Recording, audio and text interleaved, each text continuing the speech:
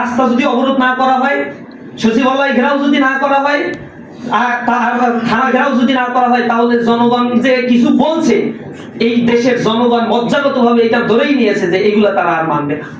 যারা বুদ্ধিশুদ্ধি দিচ্ছে, যাদের সাথে মাসোয়ারা করে দিল্লির এজেন্ডা বাস্তবায়নের জন্য আজকে বাংলাদেশের ক্ষমতায় বসে জনগণের পারসেপশনের এগেইনস্টে চলে গিয়েছেন, এখনো সময় আছে, ফেরত আসেন। এই দেশ একটা অস্থিতিশীল অবস্থার মধ্য দিয়ে পরিচালিত হচ্ছে।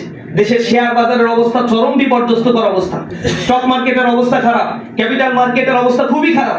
বিনিয়োগকারীরা এখন ধুকে ধুকে মরছে, বিদেশি বিনিয়োগের পরিমাণ কমে যাচ্ছে, বেকারত্বের হার ধীরে ধীরে বেড়ে যাচ্ছে। এত সংকট আইডেন্টিফাই না করে বরং এমন কিছু বিষয়গুলো নিয়ে দেশের মানুষের সামনে আলোচনা করা হচ্ছে, অথচ জনগণের বেসিক প্রবলেমগুলো মিডিয়ার মাধ্যমে প্রকাশ করা হচ্ছে না। মেইন স্ট্রিম মিডিয়া এই কথাগুলো বলছে না, এগুলো প্রচার করতে সামহাও দিচ্ছে না। এই মিডিয়া কুয়ের মাধ্যমে তারা জনগণকে একটা অন্ধকারের মধ্যে রাখতে চায়, যে অন্ধকারের মধ্যে আওয়ামী আসলে রেখেছিল এবং তার পরিণতিটা খুব খারাপ হয়েছিল।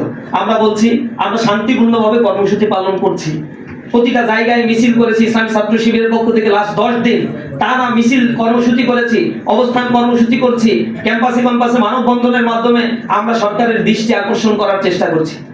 বাংলাদেশের একটা কপাল খারাপ জনগণের, অথবা নেচার খারাপ, যে জায়গায় রাস্তা যদি অবরোধ না করা হয়, সচিবালয় ঘেরাও যদি না করা হয়, থানা ঘেরাও যদি না করা হয়, তাহলে জনগণ যে কিছু বলছে, এই দেশের জনগণ মজ্জাগতভাবে এটা ধরেই নিয়েছে যে এগুলা তারা আর মানবে না। তাদের আন্দোলনের সক্ষমতা এরকম মনে করে নিয়েছে। আমরা সরকারের কাছে বলবো, আপনারাও দীর্ঘ 17 বছর ধরে আন্দোলন করছেন, আন্দোলন কোন পর্যায়ে গেলে কিভাবে করতে হয় এগুলো আপনাদের সব জানা আছে।